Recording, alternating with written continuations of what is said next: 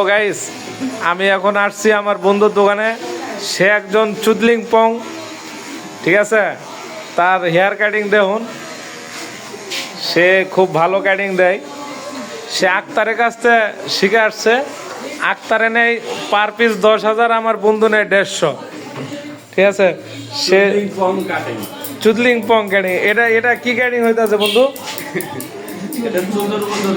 এটা চুদুর বুদুর। হ্যাঁ, তোমার কাছে কিন্তু হানি সিং স্টাইল বা ওই যে কি জানি কয়, ওই জনি সিং কাটিং আছে বন্ধু।